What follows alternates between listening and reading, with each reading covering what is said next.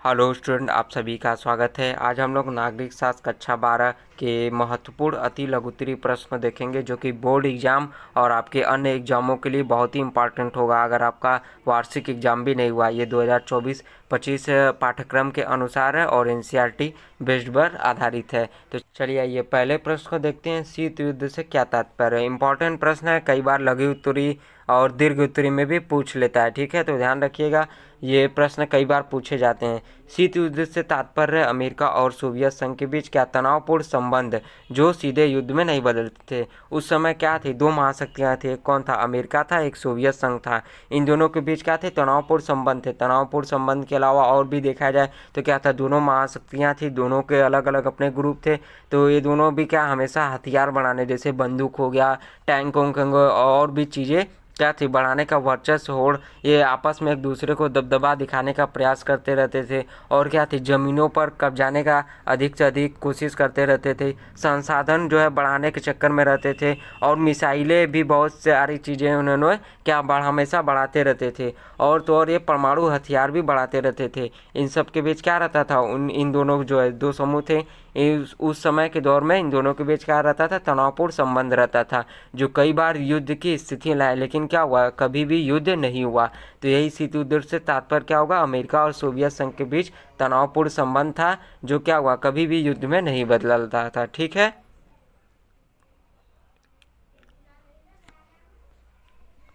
प्रश्न 2 को देखते हैं। पहला गुट निरपेक्ष सम्मेलन कब और कहाँ हुआ था? तो देखिए, पहला गुट निरपेक्ष सम्मेलन 1961 में बेलग्रेड युगोस्लाविया में हुआ था। बात को ध्यान रखिएगा, ये भी प्रश्न मोस्ट इम्पॉर्टेंट है। इस निरपेक्ष जो सम्मेलन है, इससे बहुत सारी चीज़ें पूछी जाती हैं, तो इसको मोस्ट इम्पॉर्टेंट में रख लीजिए। इस प्रश्न को बहुत सारी चीज़ें इससे पूछी जाती हैं कि गुट निरपेक्ष सम्मेलन कहाँ पर हुआ था, उस समय इसमें कितने नेता थे, कौन कौन से देश शामिल हुए थे, ये प्रश्न पूछे जाते हैं। तीसरा जो हम लोग का निरपेक्षता का अर्थ क्या है? गुट निरपेक्षता का अर्थ है किसी भी सैन्य गुट या महाशक्ति के साथ न जुड़ना और स्वतंत्र नीति अपनाना। उस समय देखिए, जो गुट निरपेक्षता नीति, इसमें जो है हमारे देश के प्रधानमंत्री जो पूर्व रह चुके माननीय जो है पंडित जवाहरलाल नेहरू, उनकी भी बहुत महत्वपूर्ण भूमिका रही है। उनका गुट निरपेक्षता था उस समय, वो क्यों बना गया था? जो 9 देश थे, उन्होंने भैया क्या नीति अपनाई कि हम जो गुट निरपेक्षता बनाएंगे। उस समय क्या था कि जो 9 स्वतंत्र देश थे, जो यूएसए था और यूएसएसआर, ये क्या थी? दो महाशक्तियाँ थी। तो इन दोनों के बीच हमेशा क्या रहता था? युद्ध की स्थिति रहती थी। तो इसीलिए गुट निरपेक्षता नियम बनाया गया। और क्या था, उन्होंने ये तय किया कि हम क्या किसी भी सैन्य गुट या महाशक्ति के साथ नहीं जुड़ेंगे और क्या करेंगे? स्वतंत्र नीति अपनाएंगे। चौथे प्रश्न को देखते हैं। गुट निरपेक्ष आंदोलन के 2 संस्थापक सदस्य देशों के नाम लिखिए। इंपॉर्टेंट है, ध्यान रखिएगा। गुट निरपेक्ष आंदोलन के 2 संस्थापक सदस्य देश कौन है? भारत और मिस्र है। भारत के जो कौन के भारत की तरफ से अभी मैंने आपको बताया पंडित जवाहरलाल नेहरू थे। और एक और अभी आप लिख सकते हैं, कौन? युगोस्लाविया, जिसके कौन थे? Joseph Broz Tito. इम्पॉर्टेंट है, पूछा जाता है। और मिस्र का मैं आप लोग को दे रहा हूँ, मिस्र का उस समय के नेता कौन थे? आप लोग कमेंट करके बताइएगा। पांचवें प्रश्न को देखते हैं हम लोग। शीत युद्ध के लिए कौन सी 2 महाशक्तियां जिम्मेदार थी? ये भी इंपॉर्टेंट प्रश्न है, ध्यान रखिएगा। शीत युद्ध के लिए अमेरिका और सोवियत संघ जिम्मेदार थे। 2 महाशक्तियां थी उस समय। अभी मैंने ऊपर बताया कि शीत युद्ध का मतलब क्या है और इन 2 महाशक्तियों के बीच किस चीज़ का होड़ था, क्या क्या ये करते थे। अमेरिका का यूएसए हो जाएगा, सोवियत संघ को क्या है? यूएसएसआर भी कहते हैं। ठीक है, छठा प्रश्न है। द्वितीय विश्व युद्ध के दौरान हिरोशिमा और नागासाकी पर गिराए गए परमाणु बम को क्या नाम दिया गया था? बहुत ही मोस्ट इम्पॉर्टेंट प्रश्न है, बात को ध्यान रखिएगा। ठीक है, अभी मैं इसको आपको याद करने का ट्रिक भी बता दूंगा, समझिएगा। देखिए, हिरोशिमा पर गिराए बम को क्या गया? Little boy. और नागासाकी बम पर गिराए गए बम को फैटमैन नाम दिया गया था। बात को ध्यान रखिएगा। हिरोशिमा पर जो है आपका कब गिराया गया था? 6 अगस्त 1945 को गिराया गया था। ठीक है, और जो नागासाकी को आपको गिराया गया था वो कब गिराया था? 9 अगस्त को। अगर आपको याद नहीं हो रहा है तो एक मेरी तरफ से ट्रिक है, 9 क्या है, बड़ा है, 9 से क्या हो जाएगा, 9 अगस्त से याद रखिएगा, 9 अगस्त याद कर लीजिए, 9 से क्या हो जाएगा, 9 से नागा हो जाएगा, 9 से 9 अगस्त हो जाएगा, 9 6 छोटा है, 6 अगस्त, 9 क्या है, बड़ा है गिनती में ना। तो 9 अगस्त को जो उसका बम का कोड क्या था, फैट मैन, यानी जाहिर सी बात है भाई 9 बड़ा है तो ये भी कोड भी बड़ा ही होगा, फैट मैन हो जाएगा। अच्छा छोटा है तो उसको याद कर लीजिए, यहाँ पर हिरोशिमा हो जाएगा। और कब गिराया गया था वो? 6 अगस्त 1945 को, लिटिल बॉय, उसका कोड का नाम क्या था, लिटिल बॉय। बहुत ही मोस्ट इंपॉर्टेंट मैं इसीलिए बोल रहा हूँ क्योंकि ये बड़ी बड़ी परीक्षाओं में कई बार पूछ देता है कि जो बम गिराया गया था उसका कोड क्या था। ठीक है, ध्यान रखिएगा। 6 अगस्त को कहाँ गिराया गया था? हिरोशिमा पर गिराया गया था। 6 अगस्त 1945 को कहाँ गिराया गया था? हिरोशिमा पर। ठीक है, और 9 अगस्त को कब गिरा 9 अगस्त को कहाँ गिराया गया था? 9 अगस्त को जो हमारा गिराया गया था वो नागासाकी पर।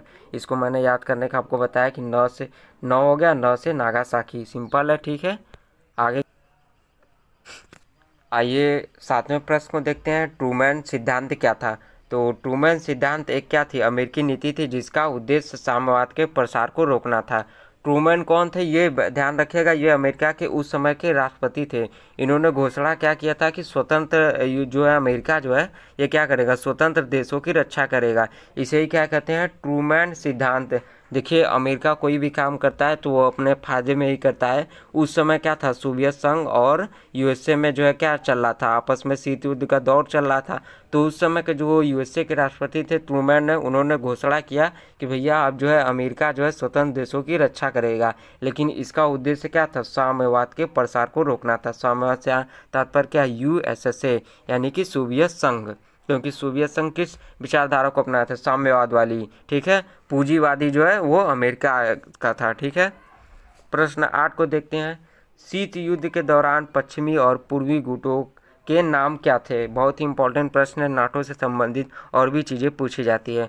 तो शीत युद्ध के दौरान 2 गुट थे, कौन थे? पश्चिमी गुट का नाम क्या था? नाटो। नाटो किसके द्वारा बनाया गया? अमेरिका के द्वारा। और पूर्वी गुट का नाम क्या था? वार्सा संधि, जिसे क्या कहते हैं अंग्रेजी में? वार्सा पैक्ट भी बोलते हैं। आइए 9वां प्रश्न है हम लोग का। मोलोटो योजना का उद्देश्य क्या था? मोलोटो योजना का उद्देश्य क्या था? पूर्वी यूरोपीय देशों को आर्थिक सहायता प्रदान करना था ताकि वे साम्यवाद के अंतर्गत विकसित हो सकें। ध्यान से इसको समझिएगा। मोलोटो कौन थे? ये कौन थे? सोवियत के क्या, ये जो मोलोटो है ये कौन थे भैया? ये जो है सोवियत संघ के जो थे वो विदेश मंत्री थे। इन्होंने योजना बनाई थी कि जो पूर्वी यूरोप के देश हैं उनको वित्तीय सहायता देकर उनका जो है आर्थिक सुधार जो है किया जा सके। तो ये क्यों किया गया था? वो साम्यवाद के अंतर विकसित, वो एक तरह से कहीं ना कहीं वो क्या करना चाह रहे थे, जो यूएसएसआर था उस ग्रुप में जोड़ना चाह रहे थे। तो ये जो मोलोटो थे वो सोवियत संघ के क्या थे, जो है विदेश मंत्री थे। उन्होंने यूएसए विदेश सचिव जो अमेरिका था उसके विदेश सचिव मार्शल के योजना के उत्तर में, मतलब जो अमेरिका के विदेश सचिव थे मार्शल, उन्होंने भी क्या योजना बनाई थी। तो उसके जवाब में क्या थे? मोलोटो के जो विदेश मंत्री थे उन्होंने मोलोटो योजना बनाई, जिसके अंदर क्या था कि जो पूर्वी यूरोप के देश हैं उनको क्या करेंगे, वे आर्थिक सहायता प्रदान करेंगे। ठीक है, ताकि वे साम्यवाद के अंतर्गत विकसित हो सके, या कहे तो साम्यवाद या यूएसआर के से जुड़ सकें। और अभी तक आप यहाँ तक आ गए हैं तो इस जो है वीडियो को शेयर कर दीजिए और चैनल को सब्सक्राइब कर दीजिए और लाइक करना ना भूलिएगा। प्रश्न 10 है हमारा, मार्शल योजना क्या थी? मार्शल योजना क्या थी? एक अमेरिकी आर्थिक सहायता योजना थी जिसका उद्देश्य क्या था? द्वितीय विश्व युद्ध के बाद यूरोपीय देशों के पुनर्निर्माण में मदद करना था। अभी आपने ऊपर पढ़ा कि जो यूएसए के जो सोवियत संघ यानी कि यूएसएसआर के विदेश मंत्री मोलोटो ने मोल्टो योजना किसके उत्तर में बनाया था, मतलब या कहें कि किसके एक तरह से विरोध में? तो विदेश सचिव मार्शल, कौन? अमेरिका के। तो अमेरिका के जो कौन थे विदेश सचिव, कौन थे? अमेरिका के मार्शल। इन्होंने क्या एक योजना बनाई जिसमें क्या है, अमेरिकी आर्थिक सहायता योजना थी जिसमें अमेरिका क्या करेगा, आर्थिक सहायता करेगा। ये कब बना था? 1947 में। ठीक है, कब बना था? 1947 में।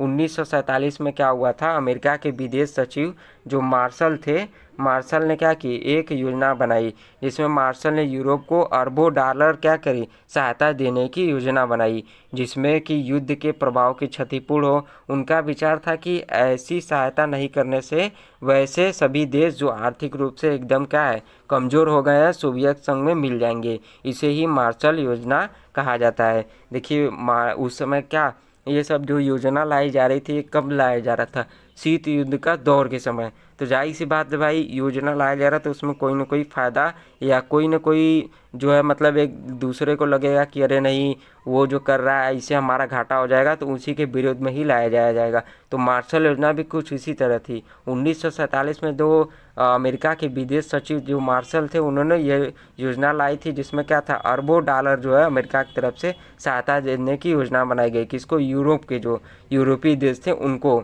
जिससे क्या हो, इसका उद्देश्य मेन यही था कि सोवियत संघ में अगर जो आर्थिक रूप से अगर कमज़ोर है, अगर यूएसएसआर जो था यानी कि जो सोवियत संघ था, अगर वो कहीं ना कहीं इन्हें मिला लेगा तो क्या हो जाएगा, यूएसएसआर गुर और अगर यूएसएसआर जो है वो अगर जो यूरोपीय देश थे अगर इन्हें मिला लेगा तो इससे क्या होता है, यूएसएसआर जो सोवियत संघ था और मजबूत हो जाता। तो इसीलिए मार्शल योजना लाया गया था कि जो इनका आर्थिक सहायता किया जाए जिससे क्या वो मजबूत हो। यही मार्शल योजना थी। ठीक है, वीडियो यहीं पर ख़त्म होता है। एक बार फिर से अगर पसंद आया हो तो इसे लाइक करके दूसरों के साथ शेयर कर दीजिएगा।